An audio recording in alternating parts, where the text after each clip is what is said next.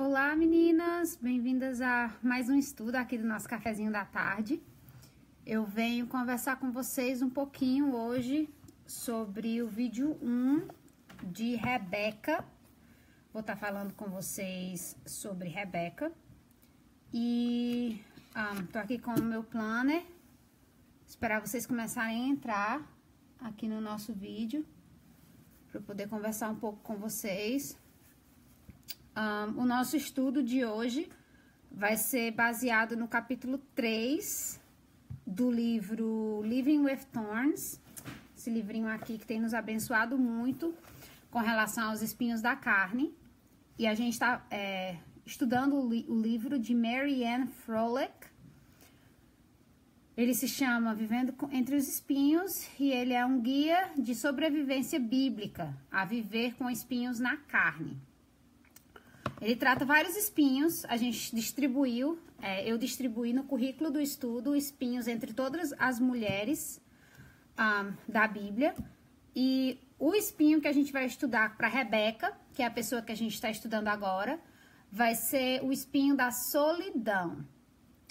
Solidão é um sentimento que todos nós, não importa se casado, solteiro, filho, viúvo, todas as pessoas vivem, é a solidão. Já dizia aquele texto, né, que não existe pior solidão do que estar rodeado por muitas pessoas e sentir-se sozinho. E eu vou lidar a solidão aqui de Rebeca colocando a solteirice, né? A pessoa não estar casada, a pessoa ser solteira, a pessoa se sentir sozinha. Mas também você pode colocar a solidão aí como, mesmo se você estiver casado em um relacionamento difícil, ou se você é mesmo mãe, ou não sendo mãe, não importa a circunstância da sua vida, né? A gente vai falar de solidão como um todo, como o sentimento de sentir-se só. Salmo 68, vou abrir aqui o capítulo, vou me basear um pouquinho no livro hoje. O capítulo é bem pequeno, então eu quero abordar várias coisinhas do capítulo. Ele fala assim, Salmo 68, versículos 5 e 6. Ele dá aos abandonados um lar onde eles podem viver e solta os prisioneiros para que sejam livres e felizes. O Senhor é um companheiro daqueles que estão sozinhos. Esse é um conceito que a gente precisa colocar no nosso coração, é que não apenas nós, na era atual, né, na atualidade, na era moderna, mas as pessoas da Bíblia também passaram por momentos de solidão. Você vai pegar Jó. Jó, ele sofreu muito com solidão. Paulo também sofreu com solidão. Jesus, ele teve o sofrimento de solidão quando ele foi separado do Deus Pai, no momento da crucificação, né? No momento que os nossos pecados caíram sobre ele. E o próprio salmista, ele ora e fala sobre a sua solidão. Para vocês que querem anotar as referências, eu vou falar para vocês, ó. As referências de Jó. Jó 19, versículos 13 a 19. Paulo, 2 Timóteo 4, 14 a 17. Jesus, Marcos 14, 32 a 41.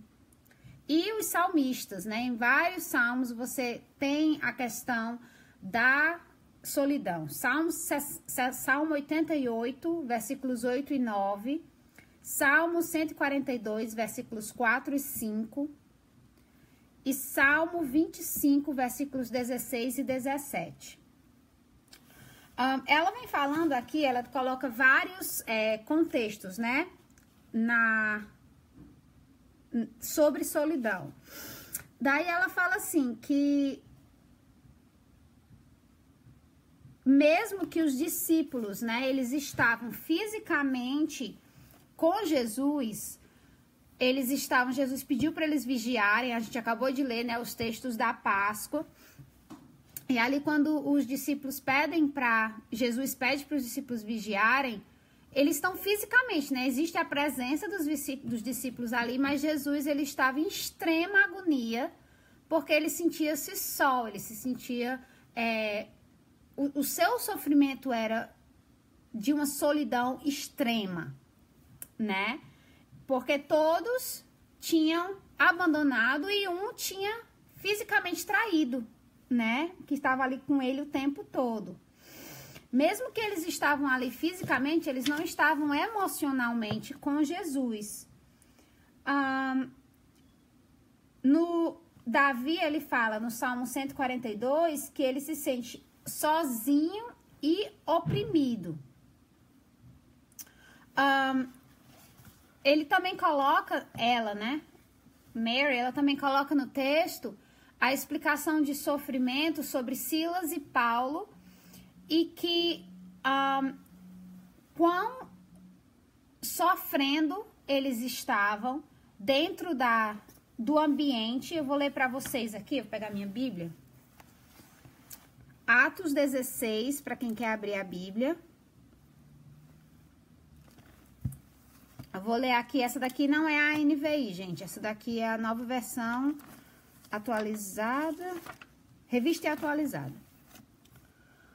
Atos 16. Essa aqui é a que eu faço a minha leitura de 2 anos. Mas é que estava mais perto. Atos 16. Versículos 22 a 40. Diz o seguinte: levantou-se a multidão unida contra eles. Os pretores, rasgando-lhes as vestes, mandaram açoitá-los com varas. E depois de lhes darem muitos açoites, os lançaram no cárcere, ordenando ao carcereiro que os guardasse com toda segurança. Este, recebendo tal ordem, levou-os para o cárcere interior e lhes prendeu os pés no tronco. Por volta da meia-noite, Paulo e Silas oravam e cantavam louvores a Deus, e os demais companheiros de prisão escutavam. De repente, sobreveio tamanho terremoto que sacudiu os alicerces da prisão. Abriram-se todas as portas. Soltaram-se as cadeias de todos. Vai até o versículo 40. O carcereiro despertou do sono e, vendo abertas as portas do cárcere, puxando a espada, ia suicidar-se, supondo que os presos tivessem fugido. Mas Paulo bradou em alta voz: não te faças nenhum mal, que todos aqui estamos. Então o carcereiro, tendo pedido uma luz, entrou precipitadamente e, trêmulo, prostou-se diante de Paulo e Silas. Depois, trazendo-os para fora, disse: senhores, que devo fazer para que seja salvo? Responderam: crê no Senhor Jesus e serás salvo tu e tua casa. E lhes pregaram a palavra de Deus e todos a sua casa. Naquela mesma noite, cuidando-se deles, lavou-lhes os vergões dos açoites. A seguir, foi ele batizado e todos os seus. Então, levantou-os para a própria casa e lhe pôs à mesa, e com todos os seus manifestavam grande alegria por terem sido crido em Deus. Quando amanheceu, os pretores enviaram oficiais de justiça com a seguinte ordem: põe aqueles homens em liberdade. Então o carcereiro comunicou a Paulo estas palavras: os pretores ordenaram que fossem expostos em liberdade. Agora, pois, sai e ide em paz.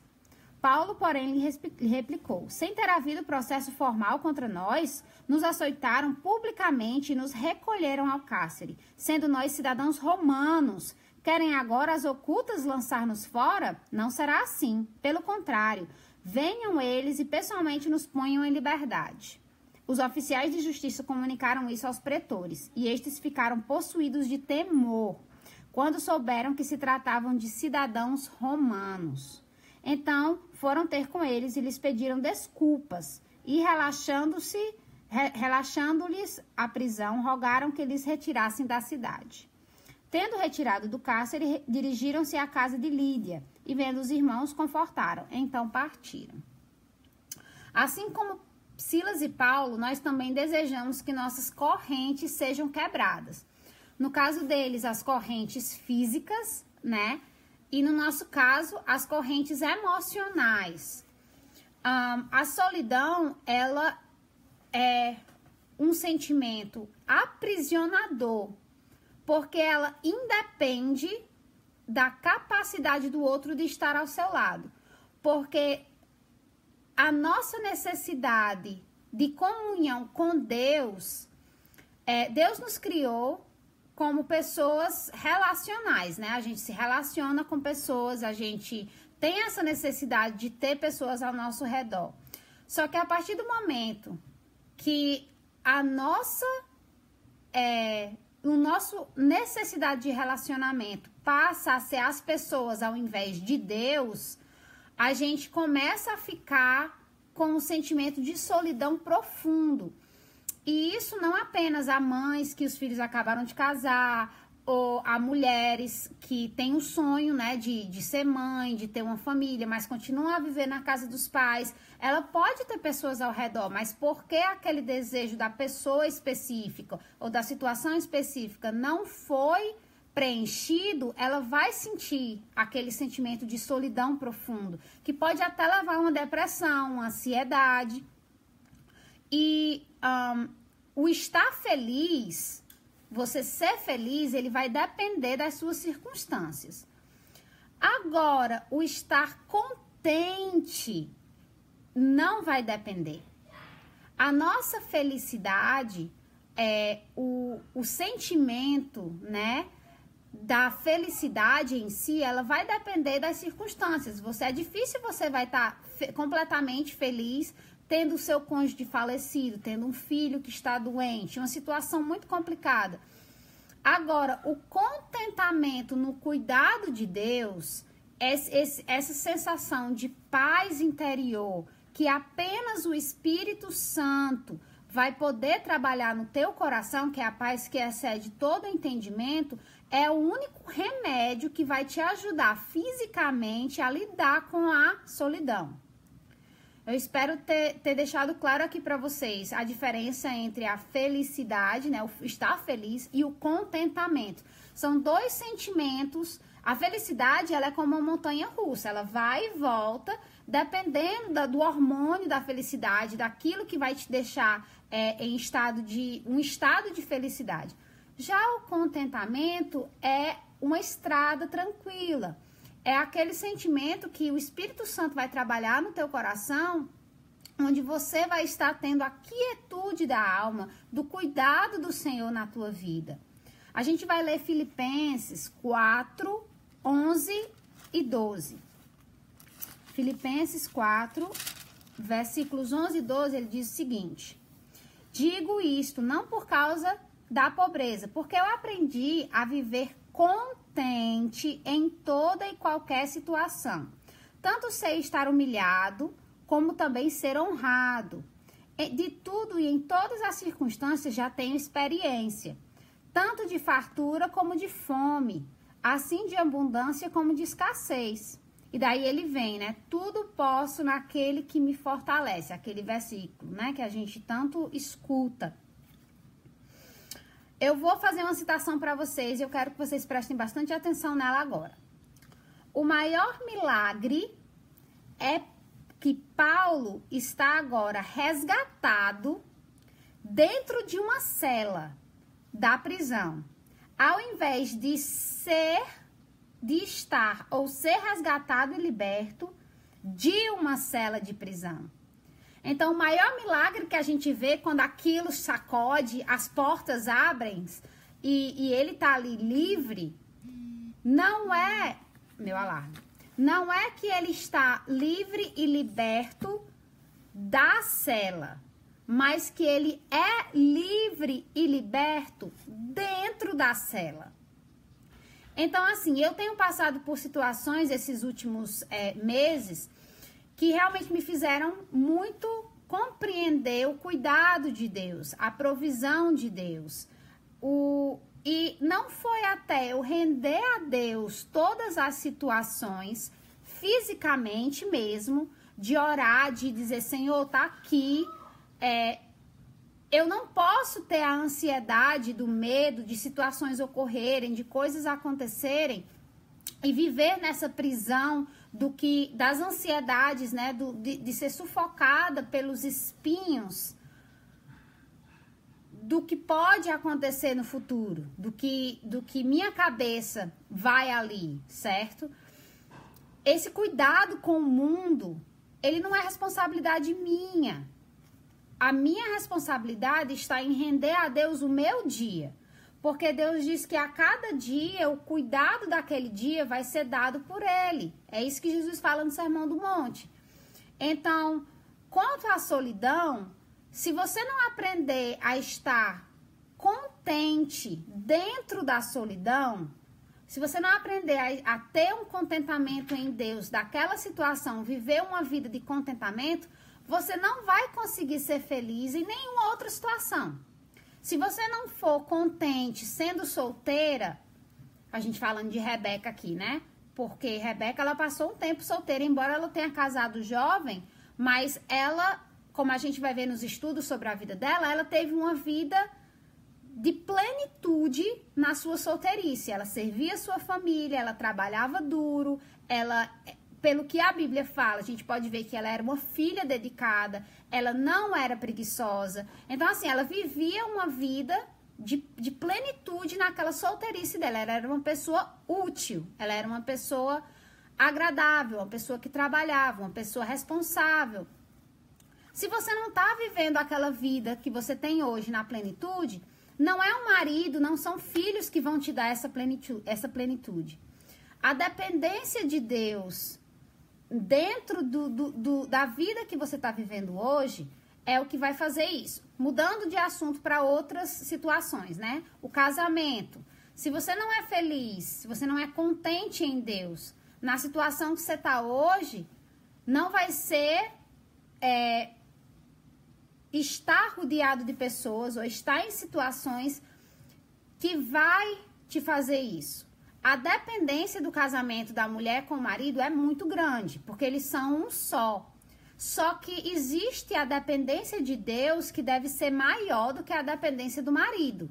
Então, se esse relacionamento com Deus não está estabelecido de tal forma que você esteja dependente de Deus primeiro, você vai se sentir só, mesmo estando casada, mesmo tendo seu marido ali com você o tempo todo, mesmo tendo seus filhos com você o tempo todo. Porque o preencher do vazio que Deus tem na vida, só Ele pode preencher. Outra coisa, quando a gente está falando de espinhos da carne, a gente está falando que espinhos que não vão embora. Então, a gente vai ter solidão, independentemente de qual seja a situação, que não vai ter cura. São pessoas que já se foram, pessoas que já estão na eternidade, pessoas que não estão mais nessa terra, que você sente saudade. E a gente tem que aprender a viver com contentamento nessas situações. E não é fácil, né? Não é uma coisa fácil. Não existe uma receita de bolo. Só que o milagre, o precedente de milagre, ele vai estar em você ser contente nessa situação. E Deus vai estar te abençoando, te dando a capacidade, te fortalecendo para fazer aquilo. Porque a Bíblia fala, tudo posso naquele que me fortalece. Deus vai estar fortalecendo você a este contentamento. É algo que só Deus vai poder fazer por você. Esse capítulo, ele não foi um capítulo longo, ele é um capítulo de 2, 3 páginas. Mas ele termina falando que nós sabemos que... Amor, eu tô fazendo um estudo. Nós sabemos que apenas Deus, ele vai estar nos livrando e sarando o nosso coração dessa ansiedade causada pela solidão, dessa angústia. Meninas, me deem um segundo que a minha mãe tá me ligando, eu preciso dizer pra ela, peraí.